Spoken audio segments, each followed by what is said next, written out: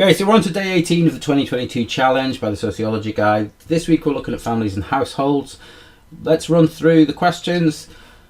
Okay, so the two questions that were set for today is outline and explain 2 ways increased life expectancy has impacted on changes to the family structure. Okay, so what we need to think about here is 2 ways increased life expectancy has changed the different types of families that we have. So how has living longer meant that people are in different types of families? And we'll look at a few ways of doing that in a minute. The second question was apply material from item A, analyse 2 ways childhood can be argued to be a social construction. Now, of course, social construction means that sort of like each childhood experience can be seen as individual and constructed by society. It can vary from one society to the next. It can vary from gender to gender. It can vary based on ethnic groups or social class or even parenting styles. Childhood can be argued to be a social construction. Because it's an apply and analyse question, you need to take the information from the item. So we've got the item here. Over the last 50 years, the experience of children in society has changed. While some children benefit from changes that place children at the centre of society, a little hint there maybe to child-centred society, particularly amongst those that are middle class, others are often isolated or have adult burdens placed upon their young shoulders. Again, isolated, we could possibly particularly talk about this in the light of COVID lockdowns and how children have started to become brought up through technology in a way. And I don't mean that by having like robot babysitters. What I mean is access to the internet, watching things through the television, what sociologists call toxic childhood. But we'll look at some of the reasons we could use in that one a little bit later. Let's look at the first one first of all. How has the ageing population impacted on family structures? Okay, few ways in which it's done it. It's led to delayed marriage. People are living longer, so they wait to get married. This means that we have an increased lone person households, and particularly this is young females. As people wait to get longer, they get married, they look to invest in their own property, and then when they form a relationship, they've got a solid financial grounding.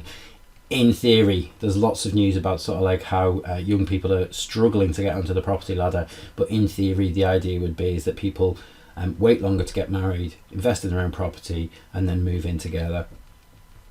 Increased divorce. The ONS has reported rises in divorce from those over the age of 65 and an increase in elderly marriages as well. It's the fastest growing group, people over the age of 65 getting remarried, people over the age of 65 getting divorced. Because people live longer, they don't want to be in unhappy relationships, or because they live longer, they may be more likely to make a commitment to somebody later in life. Next one has been poll families.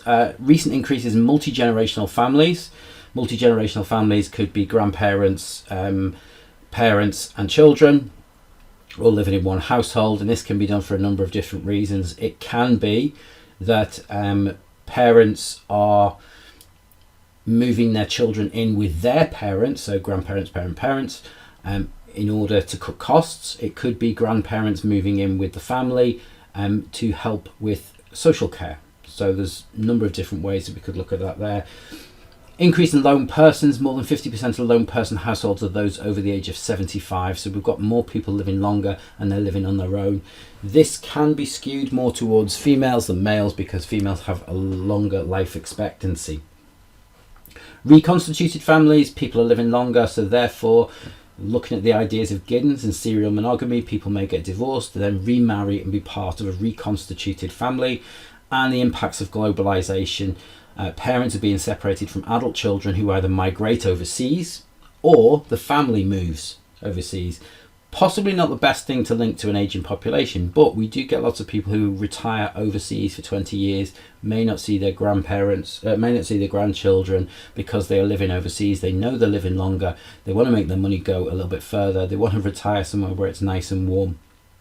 And there has been a growth of expat communities outside of the UK. So let's look at my answers. Outline and explain 2 ways increased life expectancy is impacted on changes to the family structure. My first way, I'm looking at increased family diversity, so increasing the different family types. One way increased life expectancy is impacted on changes to the family structure has been through increased family diversity. As individuals are living longer due to advances in medicine, better lifestyles and less dangerous jobs, individuals' attitudes to relationships have changed. So even though I'm talking about increased family diversity, my real reason here is changing attitudes to relationships. I'm starting to make the link between people living longer and why it changes the family structure. Whilst in modern society, people married for romantic love, according to Giddens, in late modern society with increased life expectancy, people are now more likely to follow a pattern of serial monogamy. Nice sociological term there. That is a series of relationships with one person at a time before ending a relationship and moving on to a new one. This has resulted in an increase in marital breakdowns, leading to greater diversity as partners go their separate ways, being unwilling to remain in an unhappy relationship as they have more time ahead of them to find a new relationship. This results in the formation of lone parent families, lone person households, and potentially remarriage and reconstituted families. As a result, the conventional nuclear family is no longer perceived to be the norm, as people will change their relationships over the life course. So, last line, I've talked about how it's impacted on the family structure. At the start, I talked about how increased life expectancy has worked, and right through the middle, I've made the link between the two. So that would be seen as a really good response. Second paragraph, again, start these very simply, a second way. A second way in which increased life expectancy has impacted on changes to the family structure is the rise in beanpole families. Okay, so I'm talking about the family structure, and I've talked about increased life expectancy. I've linked the two together. Now I need to make that link more explicit. Beanpole or vertically extended families are multi-generational families that maintain close ties with one another, sometimes under the same roof. In practice, this means that a parent may move in with their grown children and their grandchildren. One reason for this may be due to people living longer but having more years of poor health ahead of them. So I'm starting to explain it. I'm explaining the process of why older people may move in with their adult children and their grandchildren. Illnesses such as dementia may require elderly members of the family to be cared for by their children, particularly given the costs of social care for the elderly. I could have added to this, and I could have talked about young families moving in with their parents for financial support, but I haven't. As a result of the average life expectancy increasing, illnesses such as dementia and some forms of cancer are on the increase, particularly things like prostate cancer, and this would necessitate a change to the family structure in order to provide emotional and physical support to elderly loved ones. So not only have I talked about the different type of family, beanpoles, but I've also talked about how it alters the structure or the organisation of the family. So there's my second response. Hopefully you got some response a little bit like that. Let's look at question 2. Again, because this is an apply and analyze question, we have to use the item. So let's look at the item. Let's see what we can pick up from the item. Just get the pen on here. So from the last 50 years, the experience of children in society has changed. While some children benefit from changes that place children at the centre. Okay, so child-centred society. This could be an idea that makes childhood socially constructed. Others are often isolated. Could potentially talk about toxic childhood, or the way in which children are socialised. Some girls particularly are socialised into being more passive and less likely to have as many connections as boys are. It could be that kids are socialised based on sort of like their social class as well, or based on their ethnic background. Have adult burdens placed upon their young shoulders. So adult burdens, we could talk about young caregivers, things like that. So apply material from item A, analyse 2 ways childhood can be argued to be social construction. I've come up with kind of 6 reasons as to how it can be. We can talk about childhood being socially constructed based on gender, how experience of childhood for boys and girls will differ. Girls are socialised into more passive and expressive roles. Boys' socialisation is more active and instrumental. Could be one way we look at that. Another way, how can childhood be a social construction? Well, social class differences. We're seeing rising numbers of kids in the UK, estimated to be 1 in 3 living in poverty, and this impacts on their experiences of childhood.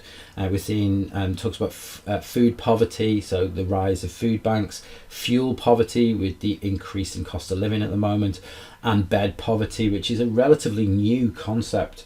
The idea that children don't have their own beds, or they're sharing beds, or their parents can't afford a bed, so they're sleeping on the floor, or parents are sleeping on the couch and the kids are sleeping in the bed. This is becoming more common in the UK in the 21st century, the fifth richest nation in the world. You can also mention their period poverty as well, and the idea that some girls will miss school because they cannot afford the products that are associated with menstruating, and this then sort of like has an impact on their education. Lots of news has been going on about period poverty, and some places like, for example, Scotland, they've made women's hygiene products free in schools. Toxic childhood, this might link into our idea of isolation. Children may experience toxic childhood being isolated from friends, parents relying upon digital babysitters, for example, the TV or the internet, and this has been a major concern during the COVID lockdowns. Quite a contemporary question. Dark side of the family, children experiencing abuse or witness abuse of parents or siblings. Estimated 1 in 8 children will witness or experience some form of abuse during childhood. And of course, with these type of estimates, the dark side of the family, they're usually an underestimate because we don't have accurate figures for those that aren't reporting these incidents. International comparisons, another way in which you could do social construction. You might not do it for this question because it's not really mentioned in the item, but this westernized notion of childhood is not universal. Child labour, has been recent information coming out about cocoa farming in Ghana and children being used in that. Child soldiers, we saw that particularly a few years back in the Democratic Republic of Congo.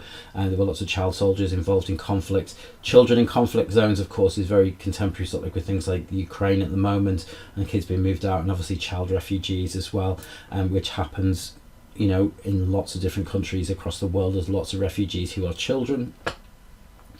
And final one, age patriarchy, children being subject to adult control over their time, space and bodies. And this can vary from culture to culture. Some cultural backgrounds will have more control over their children than others, and more strict control. It does tend to be that girls are more controlled than boys in different cultures as well, and that's something that you may want to talk about. Let's see what I've done. One way childhood can be argued to be social construction is through different experiences of childhood. As item A states, some children have adult burdens placed upon their young shoulders from an early age. This can refer to cases of child carers who, due to financial constraints and emotional connections, provide care for a sick parent. The experience those children will differ greatly from the experiences of other children, as they may experience disrupted sleep patterns, stress and anxiety over the health of those they care for, and responsibilities such as making sure others in the house are fed and looked after, particularly younger siblings. This experience is in stark contrast to the westernized notion of childhood as being a time of innocence, and that children should be protected from the worries of the adult world. You could bring in the ideas of Pilcher. Pilcher talks about childhood being a time of innocence. You could also bring in another example there, and sort of like you could make the compare and contrast as part of your analysis. Talk about the experiences of more well-off parents and child-centeredness. But that's one possible response you could use. A second way in which childhood could be seen as a social construction is through children being isolated in society. In contemporary society, many children are excessively controlled due to fears that they may become a target for unwanted attention, something I didn't mention in there, but you can talk about child abuse as well. As a result, parents will limit children's independence by controlling the spaces that they inhabit. Gittins argues that this form of age patriarchy can lead to children lacking the social skills necessary to function in society. Furthermore, Palmer argues that there is a form of toxic childhood whereby children are pacified by technology, which has become more relevant following periods of lockdown during the COVID-19 pandemic. So there's two kind of studies there. They both link into each other, and what I've done is I've tried to show how this leads to children being isolated. Parental control and the idea of things like lockdowns, and sort of like how children are now interacting with people more through technology rather than face to face. This is in contrast to the idea of child-centered society that's put forward by other sociologists, whereby children's needs are central to the experience of growing up in the 21st century. Hence, it can be argued that the isolation of children, either from their peers or from social spaces, deviates from the norms constructed of a childhood as a time of exploration and social development. a little bit much at the end there, but that's my way of explaining sort of like how childhood can be argued to be socially constructed, making the link that childhood is not the same for everybody.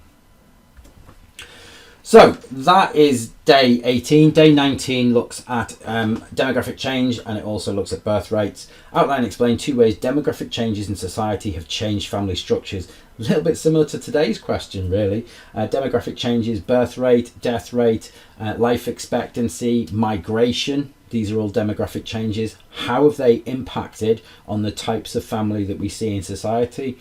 Question 2. Apply material from item A, analyse 2 reasons for changes in birth rates. Very short item. The items are getting shorter on these papers. We don't know what we're going to see this year, but certainly last year the items were very, very short. In recent years, the number of children born in the UK has fallen.